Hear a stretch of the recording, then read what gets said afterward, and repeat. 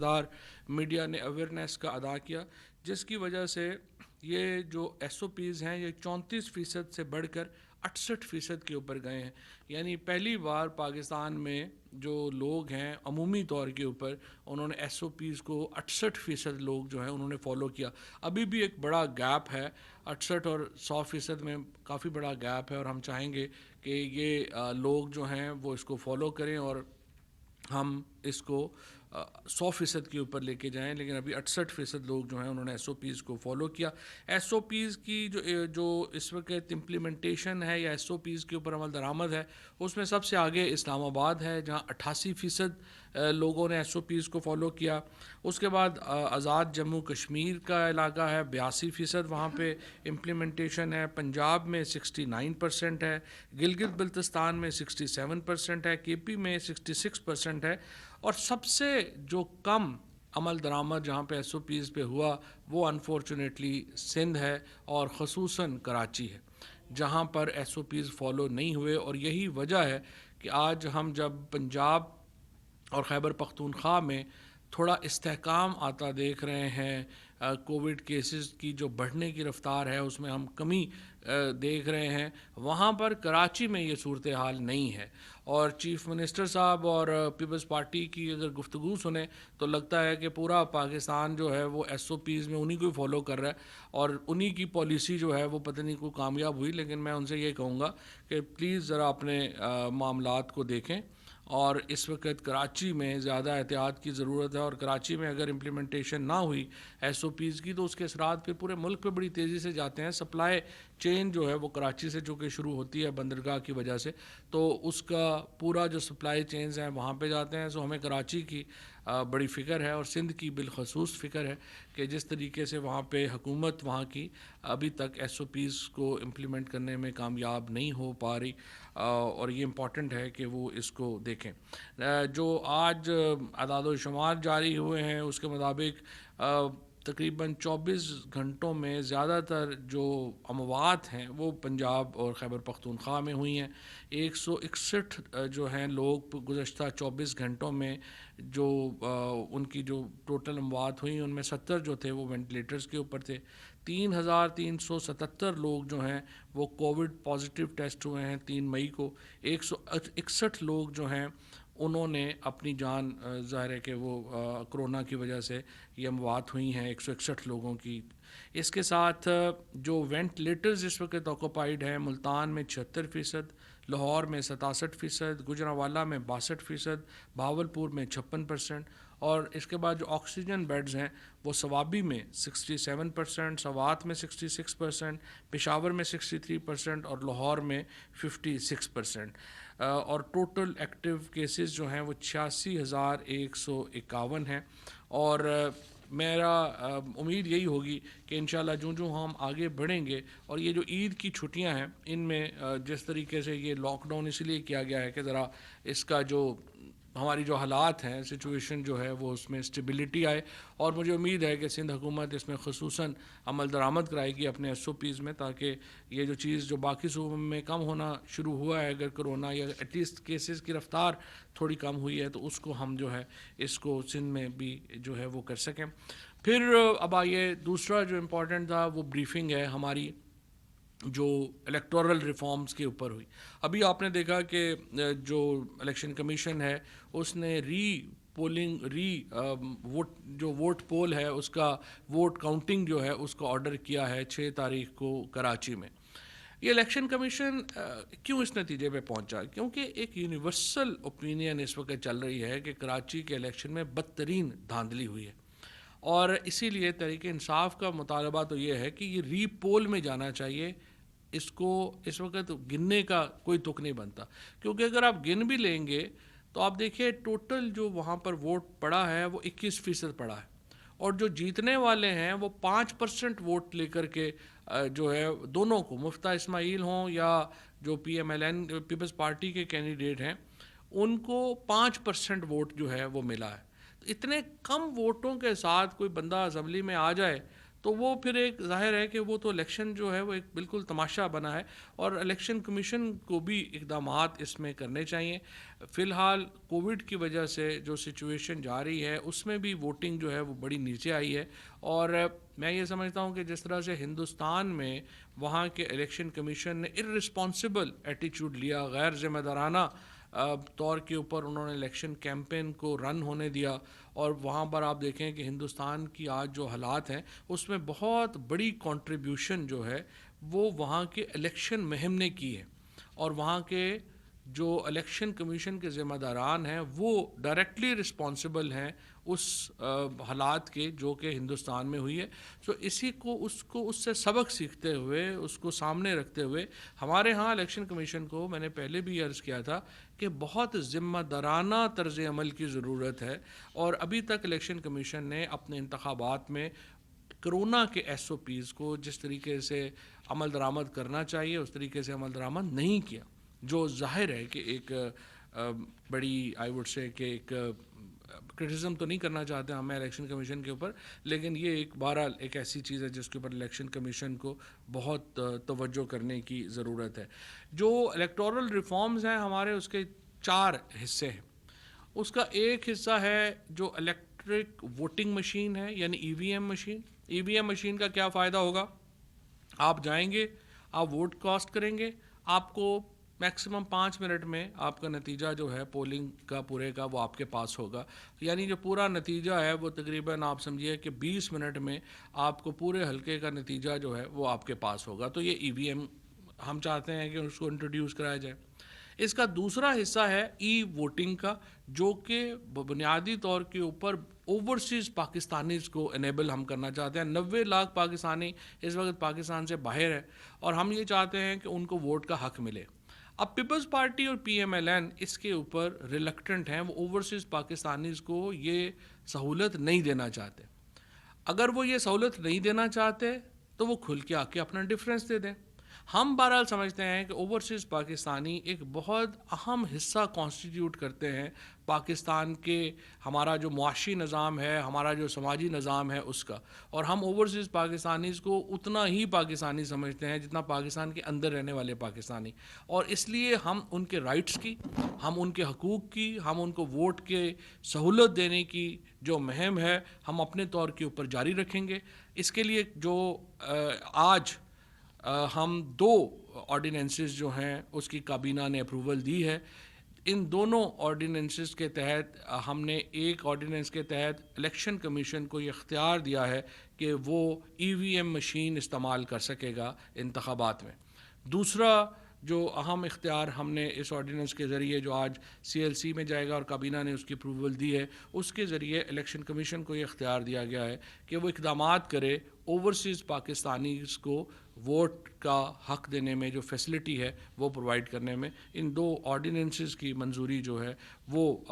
کابینہ کی طرف سے ہوئی ہے، اور وہ اب سی ایل سی میں جا کر کے ایک باقاعدہ جو قانون ہے اس کی صورت اختیار کریں گے۔ میں یہاں پہ یہ واضح کر دوں کہ یہ اختیار حکومت نے اپنے پاس نہیں لیا، ہم نے صرف انیبل کیا ہے الیکشن کمیشن کو، اور مجھے امید ہے کہ بلاول صاحب اور شہباز شریف سب خوش ہوں گے، کیونکہ دونوں یہ مطالبہ کر رہے تھے کہ الیکشن کمیشن کو ایکچولی یہ چیزیں لیڈ کرنی چاہیے، تو ہم نے الیکشن کمیشن کو انیبل کر دیا ہے کہ وہ اس کو لیڈ کرے۔ اور میرا صبح میں یہی بات کہہ رہا تھا جو شہزاد اکبر صاحب نے بھی ریز کی، کہ اس طرح سے اصلاحات جو کرنی ہے تو پھر نیب کی قانون کے لیے اصلاحات جو ہے وہ ہم نیب کو دے دیتے ہیں، اور جو باقی ادارے ہیں ان کو بھی کہہ دیتے ہیں کہ آپ بھی اصلاحات اپنی اپنی خود ہی کر لیں، کیونکہ شہباز شریف صاحب اور بلاول صاحب کے نزدیک شاید parliament has ceased to exist, اور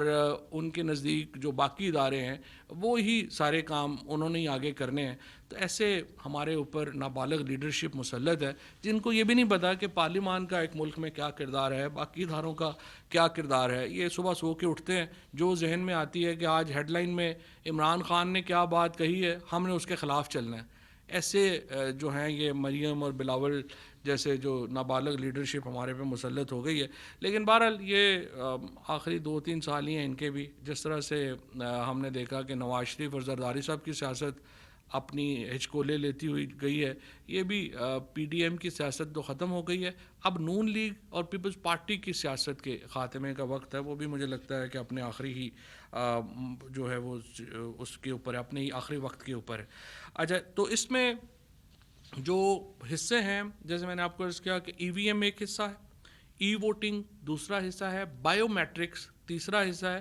اور پھر چوتھا حصہ ہے لیجسلیشن کرنے کا. جو لیجسلیشن کا پارٹ ہے اور ای وی ایم کا پارٹ ہے وہ مکمل ہے. ہم نے لیجسلیشن بھی کر دی, ہم نے اس کے اوپر اپنے ایکٹ ہے وہ بھی ہم نے دے دیا, کانسٹیٹیوشنل امینڈمنٹس بھی دے دی, اور ہم نے الیکٹرک جو ووٹنگ مشین ہے اس کی ٹیکنالوجی بھی ہم نے تیار کر دی. اس کے اوپر آج جو ہے وہ شبلی فراز صاحب نے بھی اس کے اوپر بریفنگ دی, اور پھر جو امین الحق صاحب ہیں آئی ٹی منسٹر, انہوں نے ای ووٹنگ کے اوپر جو ہے وہ ہم نے اس کی جو بریفنگ ہے وہ کر رہے ہیں. اور تیسرا امپورٹنٹ ہے بائیو میٹرکس, جو کہ نادرا کا ایک معاملہ ہے کہ انہوں نے اس کو کیسے. اب یہ بائیو میٹرکس اور ای ووٹنگ جو ہیں یہ دو ایریاز ہیں جس پہ ابھی ٹیکنالوجی کا کام بھی ہونا باقی ہے, اور وہ بھی مکمل نہیں ہے, اور اس کے اوپر ایک کنسلٹنٹ مقرر کر دیا گیا ہے جو ان دونوں چیزوں کو لے کے آگے چلے گا. اور جو لیجسلیشن پارٹ ہے اس میں پیپلز پارٹی اور پی ایم ایل این جو ہے, اب اگر وہ اس کو ہمارا جو اوورسیز پاکستانیز کی جو ووٹنگ ہے اگر اس کو یہ سپورٹ کریں گے تو ان کی مرضی ہے. ادروائز دیکھیے ہم بڑے واضح ہیں, ہم اوورسیز پاکستانیز کے لیے ہمارا کمٹمنٹ ہے, ہماری ان کے ساتھ ایک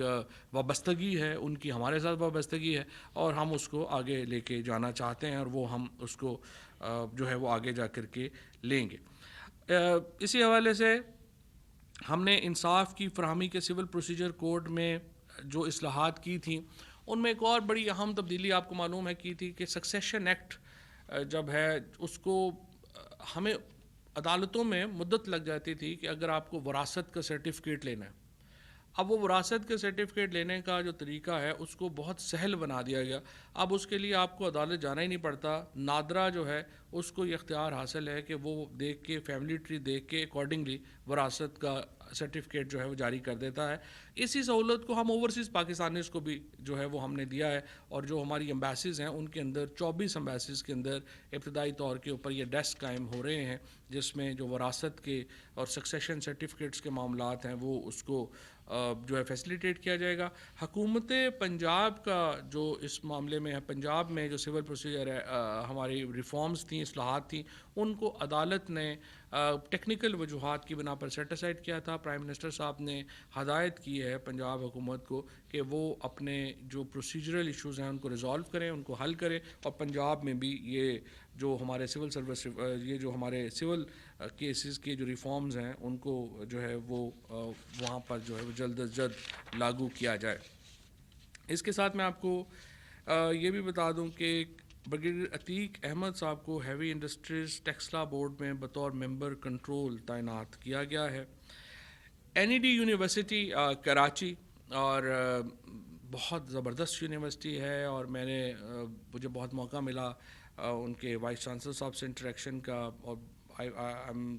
ون آف دا یونیورسٹیز جس سے پاکستان کو بہت امیدیں وابستہ ہیں اور ہونی چاہیے, اور انہوں نے ماضی میں بھی بڑا زبردست کام جو ہے وہ کیا ہے. 1921 میں یہ N E D university Karachi بنی تھی. اب اس کے 100 سال مکمل ہو رہے ہیں, تو اس کو ٹریبیوٹ پیش کرتے ہوئے این ای ڈی یونیورسٹی کو ایک یادگاری سکے کے اجرا کی منظوری دی گئی ہے. اور میں این ای ڈی کے تمام فیکلٹی کو, وائس چانسلر کو, اسٹوڈنٹس کو, اور جو سابقہ اسٹوڈنٹس ہیں ان سب کو مبارکباد دینا چاہتا ہوں کہ آپ لوگوں نے کتنا زبردست انسٹیٹیوشن بنایا, چلایا, اور اب آگے بھی ہمیں آپ سے بہت امیدیں ہیں, اور انشاءاللہ پاکستان کی ہائر ایجوکیشن میں ایک رول ماڈل انسٹیٹیوشن ہیں, اور انشاءاللہ آپ کو مزید ترقی کے لیے میں دعا گو ہوں. اسی طریقے سے national policy for statement on follow the money کی منظوری دی گئی ہے. یہ بیسیکلی جو پیسے کا سراغ لگانے کا ایک جو عمل ہے فیٹف کے تحت, اس کو جو ہے وہ پہلے تیز کیا گیا تھا کہ یہ جو پیسہ جس کے اوپر بہت ہی آپ کو پتہ ہے پرابلم ہوتی ہے کہ ہمارا جو شہباز شریف صاحب ہیں یا یہ جو باقی زرداری صاحب کے کیسز ہیں, اچانک گھر پہ بیٹھے بیٹھے ان کا پتہ چلتا ہے کہ وہ 1000 روپیہ 100 سال اپنی فیملی جو ہے ان کی وہ 1000 روپیہ ٹیکس دے رہی تھی، اچانک پتہ چلتا ہے کہ بلینز آف ڈالر کی پراپرٹی جو ہے وہ لنڈن کے فلانی جگہوں پہ یا سرے محل اگ گئے ہیں یا فرانس میں آ گئے ہیں. وہ اسی کو ہی آگے بڑھاتے ہوئے یہ لیجسلیشن کی گئی ہے کہ فالو دا منی پالیسی جو ہے وہ اس کو اپروو کیا گیا ہے اور زیادہ افیکٹولی جو پیسہ ہے اس کو فالو کیا جا سکے گا. وفاقی کابینہ کو ریکمنڈیشن دی گئی تھی کہ عید کے موقع کے اوپر 30 دن کی جو ریمیشن ہے قیدیوں کو دی جائے، یعنی 30 دن کی رعایت دی جائے. کابینہ نے اس کو 90 دن کی رعایت میں تبدیل کر دیا ہے اور اب جو قیدی ہیں ان کو 90 دن کی رعایت جو ہے وہ حاصل ہوگی. اس میں جو 65 سال یا اس سے زائد عمر کے مرد قیدی ہیں اور 60 سال سے زیادہ جو خواتین قیدی ہیں جو اپنی سزا کا 1/3 حصہ کاٹ چکے ہوں ان کو بھی یہ خصوصی رعایت جو ہے وہ میسر آئے گی. اسی طرح سے جو بچوں کے ساتھ خواتین سزائیں کاٹ رہی ہیں ان کو یہ رعایت جو ہے وہ ملے گی، اور پھر جو 18 سال سے کم عمر کے ہیں ان کو بھی یہ رعایت ملے گی. جو بہت ہی سنگین جرائم میں جیسے کہ جاسوسی ہے یا ٹیررزم ہے ان کو لیے ظاہر ہے وہ رعایت جو ہے وہ نہیں ہے، جو بہت سنگین جرائم میں ملوث ہیں. کابینہ نے کورونا کی روک تھام کے پیش نظر حکومت سندھ کی درخواست پر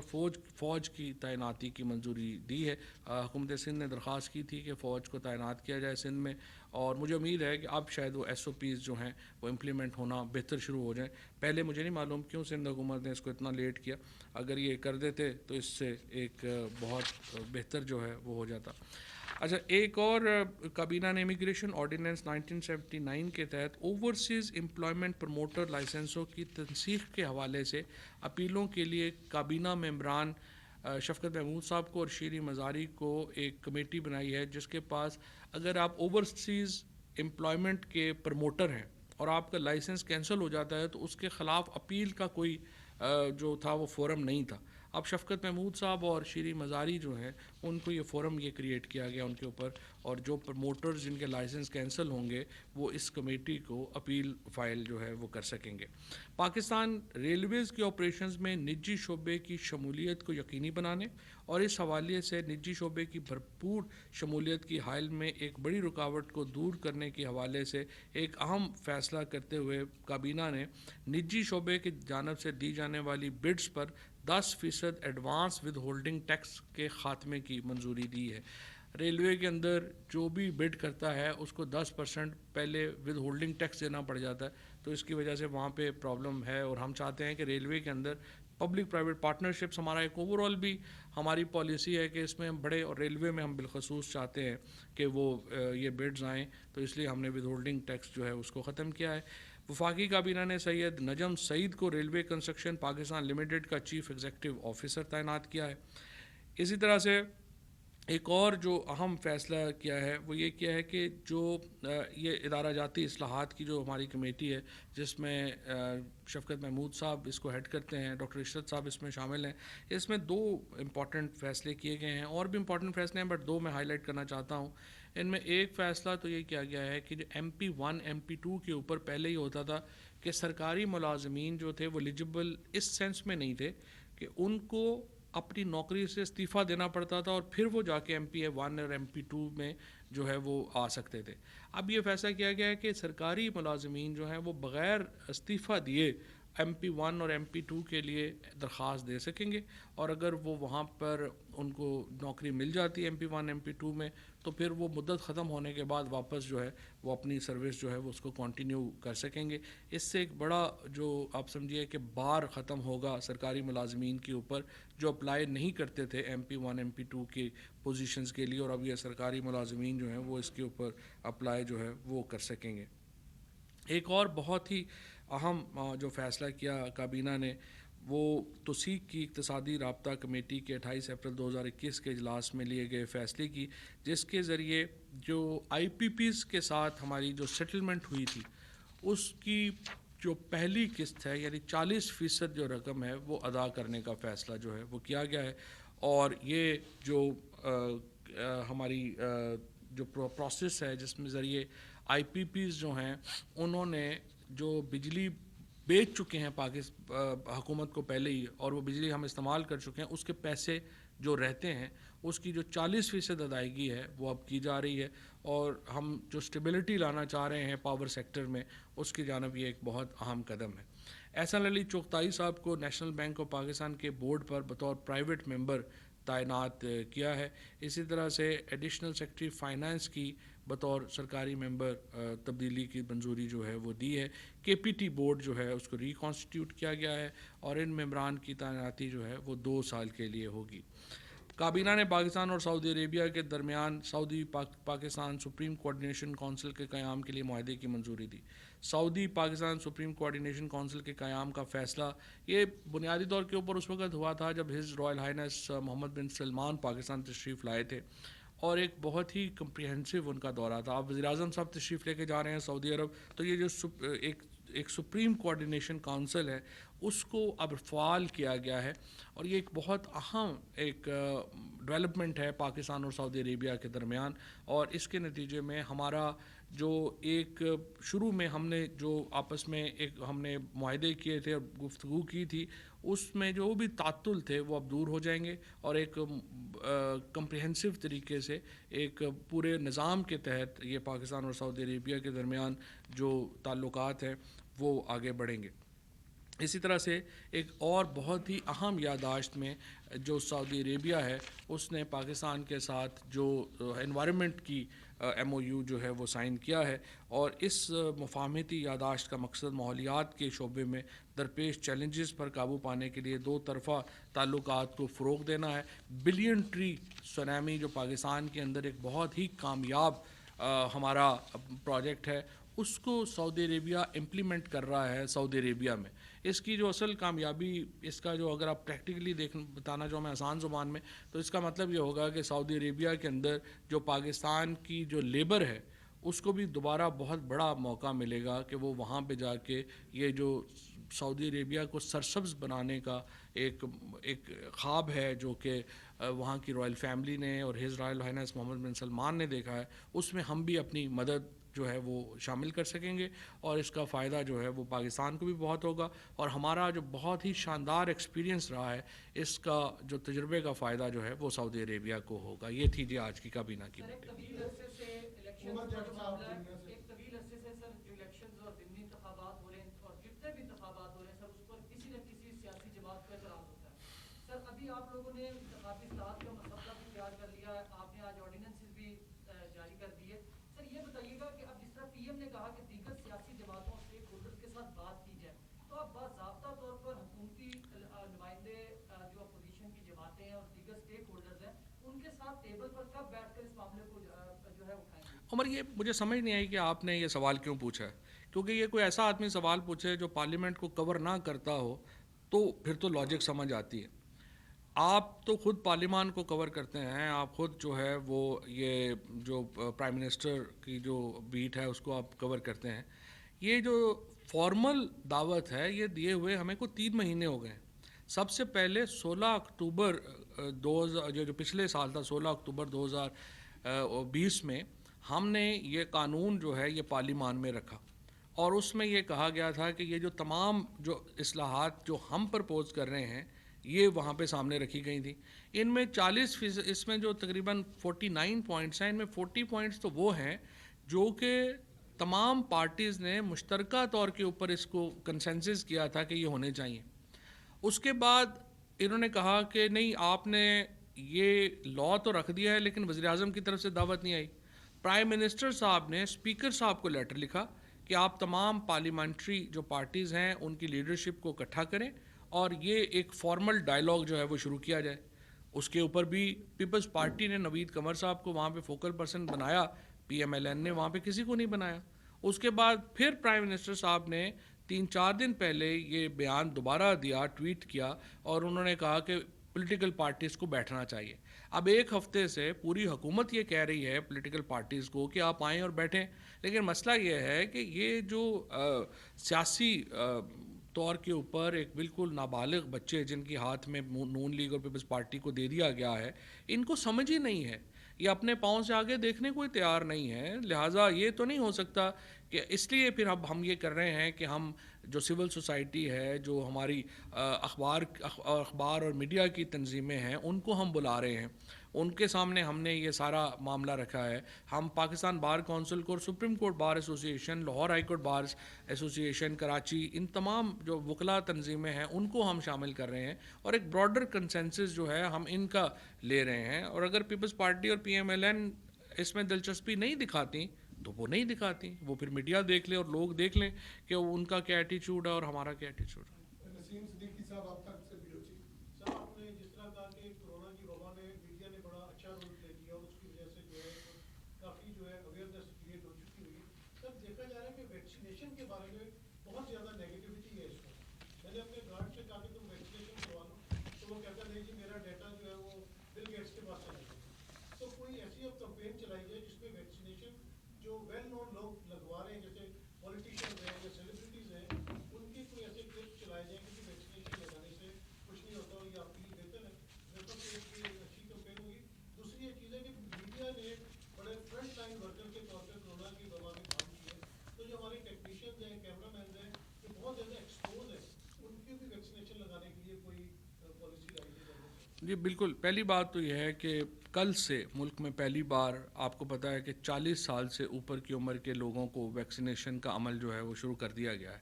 اور اب تک صرف کل ایک دن کے اندر 1,64,000 افراد نے ویکسین لگوائی ہے. اس وقت پاکستان میں ویکسین لگوانے والوں کی تعداد تقریباً جو ہے وہ 2 ملین ہے. ہماری پوری کوشش یہ ہے کہ جولائی تک تقریباً 25 ملین لوگ جو ہیں ان کو ویکسین یہاں پر لگانے کا عمل مکمل ہو جائے. تو ہمارا ایک یہ ٹارگٹ ہے کہ 25 ملین لوگ جو ہیں، یعنی کہ 2.5 کروڑ لوگ جو ہیں، ان کو ہم جولائی تک جو ہے وہ ویکسین لگا دیں، اور اس کے نتیجے میں یہاں پہ جو ایک میجر کور ہے وہ ہو جائے گا، اور انشاءاللہ ہم بھی اس میں جو وبا ہے اس کا مقابلہ کرنے کی بڑی اچھی پوزیشن میں آ جائیں گے. جہاں تک دیکھیے ہر سوسائٹی میں لوگ ہوتے ہیں، اور اس طرح کی ایک اینٹی ویکسین لابی، یہ صرف پاکستان کا پرابلم نہیں ہے، پوری دنیا میں اینٹی ویکسین لابیز ہیں. اور بہت سارے لوگ ہم پاکستان کی بات کرتے ہیں، امریکہ جیسے ملکوں میں، یو کے جیسے لوگوں میں، جہاں پہ جو پڑھائی کی ریشو ہے، وہ خواندگی کی ریشو ہے، وہ ہم سے بہت زیادہ ہے، وہاں پر بھی لوگ کئی جو ہیں وہ ویکسین نہیں لگواتے. تو اٹس اے چوائس. سو میرا یہ خیال ہے کہ اس میں کوئی شبہ نہیں ہے کہ جو لوگ ویکسین لگوائیں گے وہ کورونا سے محفوظ رہیں گے، اور زیادہ تر لوگ پاکستان میں ویکسین لگوائیں گے. جی رضوان. انسٹیٹیوشنل ریفارمز اور civil service reforms P T I کے موجود کا اہم حصہ ہے، لیکن 3 سال اب تقریباً گزر چکے ہیں، لیکن اس کی کوئی نتائج سامنے آئے نہیں ہیں. اور اب ملک میں بحث چل رہی ہے، خاص طور پر بیوروکریسی کے حوالے سے، کہ اس سیکٹر میں ریفارم نہیں ہو سکے. سر یہ صحیح. لیکن رضوان، پہلی بات تو یہ ہے کہ میرے خیال میں اس کے اوپر ایک تفصیلی پریس کانفرنس ہم 1-2 دنوں میں یا ڈاکٹر عشرت حسین صاحب کے ساتھ بیٹھ کے میں کروں گا. میرے خیال میں بہت زبردست انہوں نے ریفارمز کیے. دیکھیں، یہ ہم تنقید تو بڑی کرتے ہیں، 58 اس دفعہ جو ہے وہ یہ جو ہمارے ادارے ہیں ان کے سربراہان کی اپوائنٹمنٹ ہوئی ہے ان 2.5-3 سالوں میں. 58 لوگ جو سربراہان لگے ہیں اداروں کے. ایک پوسٹنگ بھی ایسی نہیں ہے جو آپ کہیں کہ کسی کی پسند ناپسند کے اوپر لگا دی گئی ہے. تمام لوگ جو ہیں وہ پروسیس کے ذریعے اور ایک پورے سمجھیے کہ صاف اور شفاف طریقے سے وہ اپنی جگہوں کے اوپر لگے ہیں. اور اس کا ایک ثبوت یہ بھی ہے، ایک بھی کیس کو عدالت میں بھی چیلنج نہیں ہوا. ہمارے ہاں نون لیگ اور پیپلز پارٹی کے دور کی آپ اپنی پوسٹنگز اٹھا کے دیکھیں جو ان سربراہان کے لوگ لگے ہیں، اور آپ دیکھیں کہ وہ کون لوگ لگے ہیں. اگر یہ اس حکومت میں آ کے جو بڑے کریڈٹس ہیں اس حکومت کے، وہ یہ ہیں کہ ایک بھی اس وقت جو فیڈرل کابینہ کی سطح کے اوپر یا سینئر لیول کے اوپر ایک بھی کرپشن کا سکینڈل نہیں ہے، جو بہت بڑی کامیابی ہے ایک ایسے ملک میں جہاں پہ 6 مہینے گزرتے نہیں تھے تو ساری حکومت جو ہے وہ نیچے لگ جاتی تھی. دوسری بہت بڑی کامیابی یہ ہے کہ آپ نے 58 لوگ آپ نے سربراہ لگائے ہیں اداروں کے، ایک سکینڈل نہیں ہے. اسی طریقے سے جو ہم نے باقی ریفارمز اس میں کیے ہیں اس کی تفصیل سے میں آپ کو انشاءاللہ تعالیٰ بڑی جلدی آگاہ کروں گا، اور بڑے فنڈامنٹل اصلاحات ہیں جو یہ حکومت لے کے آئی. وفاقی کابینہ میں EU پارلیمان کے حوالے سے جو قرارداد پیش ہوئی، اس حوالے سے کابینہ ارکان کو اعتماد میں لیا گیا. کیا باقی پاکستان کوئی فریش ڈپلومیسی کی طرف جا رہا ہے اس معاملے پہ؟ اعتماد میں لیا جائے گا؟ دیکھیں پہلی بات تو یہ ہے کہ یورپی یونین نے جو قرارداد پاکستانی کے خلاف ایک قرارداد نہیں آئی، انڈیا کے خلاف بھی ریزولوشن آئی ہے ہیومن رائٹس وائلیشن کے اوپر. یورپی یونین نے ہندوستان کے خلاف جو ہے وہ ریزولوشن پاس کی ہے. لیکن یہ ہماری ذرا تھوڑی سی بدقسمتی ہے کہ ہمارے ہاں میڈیا اس طرح کے اوپر ہمارے اپنے اوپر ہم زیادہ فوکس ہیں اور دوسری چیزوں کو ہم نہیں دیکھ رہے. یہ دیکھیں یہ پارلیمان کی ایک اوپینین ہے، وہ ان کی اپنی اوپینین ہے اور وہ اپنی اوپینین رکھ سکتے ہیں. ہماری جو اس وقت اوپینین ہے جو کل وزیر اعظم صاحب نے ایکسپریس کی ہے وہ یہ ہے کہ ناموس رسالت صلی اللہ علیہ وسلم کے اوپر کوئی کمپرومائز ہو ہی نہیں سکتا. ہمارے لیے اس سے اہم کوئی معاملہ ہے ہی نہیں. اور جو خاتم النبیین حضرت محمد مصطفیٰ صلی اللہ علیہ وسلم کی عزت اور تکریم ہے وہ ہم سب کے دلوں میں ہے، اور اس کو ہم سے بہتر کوئی اور جو ایکسپلینیشن ہے وہ کوئی کر نہیں سکتا. مسلمانوں نے فیصلہ کرنا ہے کہ ہمیں زیادہ دکھ کس چیز سے ہوتا ہے، اور اگر ہمیں بلاسفیمی سے زیادہ دکھ ہوتا ہے تو یہ ہمارا دکھ ہے، ہمیں پتہ ہے. لیکن اس کو کس طریقے سے ہمیں اس کے اوپر یورپی یونین کی جو کنسرنز ہیں، جو ان کی اوور آل ایک کنسرنز ہیں، یا جو جس طریقے سے اس کو ایک یہاں کالعدم جماعت نے جس طریقے سے اس کو انفورس کرنے کی کوشش کی، اس کے تو حکومت پاکستان سب سے زیادہ خلاف ہے، پاکستان کے لوگ سب سے زیادہ خلاف ہیں. کہ آپ جو ہے کس طرح سے آپ کہہ سکتے ہیں کہ بندوق کی نوک کے اوپر حکومت کو کہ آپ یہ کریں یا وہ کریں، اور جس طریقے سے پھر آپ نے پولیس والوں کو وہاں پر تشدد کا نشانہ بنایا، جس طریقے سے سیکیورٹی کے افسران کو تشدد کا نشانہ بنایا، اس کے تو اس کے اوپر یورپی یونین کو کنسرن کی ضرورت نہیں ہے. ہم نے خود ہی یہ کارروائی کی ہے، اور ہم نے یہ جو کارروائی کی ہے یہ ہماری ایک داخلی مسئلہ ہے. ہم داخلی طور پہ سمجھتے ہیں کہ یہ کارروائی ہونا ضروری تھی اور اس لیے ہم نے یہ کارروائی کی ہے. کسی بیرون ملک کے کہنے کے اوپر تو ہم کارروائی نہیں کریں گے. اور جو اس کالعدم جماعت کا جو رویہ تھا، جو ان کا کام تھا، وہ بالکل اسلامی تعلیمات کے خلاف تھا، وہ ہمارے آئین کے خلاف تھا، وہ ہمارے قانون کے خلاف تھا، اور وہ ان کو ان کی سزا جو ہے وہ مل بھی رہی ہے اور اس کو وہ بھگتیں گے بھی. لیکن یورپی یونین کی جو ریزولوشن ہے اس سے ہم انفلوئنس نہیں ہوں گے اپنے داخلی معاملات کے لیے. عباس شبیر صاحب سر 249 کی آپ نے بات کی کہ ری کاؤنٹنگ کے اوپر آپ نے اپنا پوائنٹ آف ویو دیا، کیا حکومت جائے گی سر ری پولنگ کے اوپر بھی درخواست دے گی؟ ابھی تو نون لیگ اور پیپلز پارٹی والے کی اپنی کشتی کا فیصلہ کر لیں، جو ابھی ان کی آپس میں ایک دمال پڑی ہوئی ہے. ہم تو بیٹھ کے جو ہے وہ انجوائے کر رہے ہیں، آپ اور ہم دیکھتے ہیں کہ کدھر کیا ہوتا ہے ان کا. لیکن ایشو صرف میں یہ بتانا چاہتا ہوں کہ نون لیگ اور پیپلز پارٹی کو تھوڑے سارا ویسے کوئی وہ خواجہ آصف صاحب کے بقول کچھ شرم ہوتی ہے، حیا ہوتی ہے. کم از کم جو ہے ایک دوسرے کے اوپر جو ہے اتنا کیچڑ آپ لوگ اچھال رہے ہیں اور اصلاحات کی طرف آنے کو تیار نہیں ہیں. سو اپنی جو کم از کم جو ہے کم از کم کچھ عزت کا خیال کر لیں. طارق چند صاحب آج سے کہ آپ نے بھی انڈیکیٹ بھی کیا کہ پرائم منسٹر جو ہیں وہ تشریف لے جا رہے ہیں سعودی عرب، تو کیا ان سے تعلق کی کوئی تدارک کی ڈیٹ طے ہو گئی ہیں اور وہاں کی کیا کیا ملاقاتیں ان کی؟ جی پرائم منسٹر صاحب انشاءاللہ جو ہے وہ 25ویں روزے کو تشریف لے کے جائیں گے، اور اس میں جو ملاقاتیں ظاہر ہے کہ ہز رائل ہائنس محمد بن سلمان سے ان کی جو ملاقات ہے وہ ہوگی، اور باقی بھی جو ملاقاتیں ہیں وہ ہوں گی. اور جب آپ آخری عشرے میں جا رہے ہیں تو ظاہر ہے کہ وزیر اعظم جو ہے وہ عمرے کی سعادت بھی حاصل کریں گے، اور پاکستان کے لیے اور عالمی مسلم امہ کے لیے اور عالمی امن کے لیے وہ دعا کریں گے. اور ان شاء اللہ تعالیٰ یہ بھی دورہ ایک بہت اہم دورہ ہے پاکستان اور سعودی عرب کے تعلقات کے حوالے سے. آخری سوال بہزاد سلیمی صاحب آپ تک. چودھری صاحب یہ بتائیے گا کہ آپ نے ابھی اپنی پریس کانفرنس میں کہا کہ کالعدم جماعت اور اس کو سزا بھی مل رہی ہے اور اس کا رویہ ایسا تھا، پھر اگر وہ کالعدم جماعت ہے تو یہ سوال سوشل میڈیا سے بھی پوچھا گیا، ہر طرف زیر بحث ہے کہ اس کالعدم جماعت کو کراچی کا ضمنی انتخاب لڑنے کی اجازت کیسے ملی، اور وہ جو ہے اس نے اس قدر وہاں جو ہے زیادہ ووٹ بھی حاصل کیے. اب کیا اسٹیٹس ہے، کیا حکومت نے اس کو بحال کر دیا ہے، بحال کرنے جا رہی ہے، اور جو معاہدہ ہوا تھا ان کے تحت کیا لوگوں پر سے مقدمات آپ واپس لے رہے ہیں ان سے؟ ٹھیک ہے، پہلی بات تو بہزاد صاحب جو کالعدم جماعت کا جو طریقہ کار ہے وہ میں آپ کو سمجھاتا ہوں. پہلی بات تو یہ ہے کہ آپ ایک جماعت کو گورنمنٹ ڈکلیئر کرتی ہے کالعدم، اس کے بعد اس کے پاس 30 دن ہیں کہ وہ اپنے اس حکومت کے فیصلے کے خلاف ریویو میں جا سکے. وہ ریویو میں چلے گئے ہیں. اس کے بعد حکومت نے ریویو کے فیصلے کے بعد سپریم کورٹ میں جانا ہے اور کہنا ہے کہ اس کو ڈیزالو کیا جائے. یہ ہمارا جو قانون ہے جو میں سمجھتا ہوں کہ بہت اچھی طرح ڈرافٹ ہوا ہے اور بڑا اچھا یہ قانون ہے کہ یہ نہیں ہے کہ حکومت کی ڈسکریشن نہیں ہے کہ حکومت اپنی مخالف جماعتوں کو کالعدم قرار دینا شروع کر دے. یہ نہیں ہے کہ اس طرح سے اگر ہم حکومت کو اختیار دے دیں کہ وہ ہر حکومت رات کو کسی پارٹی کو کالعدم قرار دے دے تو وہ تو پھر ایک تماشا لگ جائے گا نا. لہٰذا جو لا بنانے والے ہیں انہوں نے بڑا اچھا یہ قانون بنایا ہے کہ حکومت کے ہاتھ میں ڈیزولوشن نہیں ہے, ہمارے ہاتھ میں پروسیس کو شروع کرنا ہے. ہم نے پروسیس کو شروع کیا ہے, اب اس کا اختتام جو ہے وہ سپریم کورٹ میں ہونا ہے. جب تک الیکشن کمیشن کے پاس وہ رجسٹرڈ ہیں ایز جماعت, وہ الیکشن جو ہے وہ لڑ سکتے ہیں اور اس کی کوئی لمبی مدت نہیں ہے. ہاں البتہ یہ ضرور ہے کہ میں یہ سمجھتا ہوں اداروں کو اپنا کردار ادا کرنا چاہیے. جس طریقے سے حکومت نے اپنا کردار ادا کیا ہے, اب جوڈیشری کو اور الیکشن کمیشن کو اپنا رول ادا کرنا. یہ جو پاکستان میں آئین کے اندر جو بائیفرکیشنز ہوئی ہیں اسی لیے ہوئی ہیں کہ اداروں کے اوپر یہ فرض عائد ہوتا ہے کہ وہ اپنے قانونی اختیارات کو استعمال کریں اور اس کے مطابق آگے چلیں. الیکشن کمیشن اس جماعت کو سسپینڈ کر دے, اور پہلی تو الیکشن کمیشن کو یہ بھی بتانا چاہیے کہ انہوں نے رجسٹر کیسے کیا. اگر ایک بندہ پاکستان کا شہری ہی نہیں ہے, یو اے ای میں سے بیٹھ کے اس نے پارٹی رجسٹر کرا دی, اس کے ہم اتنا زیادہ شور ہمارا مچا ہوا ہے پیپلز پارٹی یہ ہمارے پی ٹی آئی کے جی یہ فنڈنگ کہاں پہ آئی, جو پاکستان اوورسیز پاکستانیز نے $1 کر کے دیا ہوا ہے.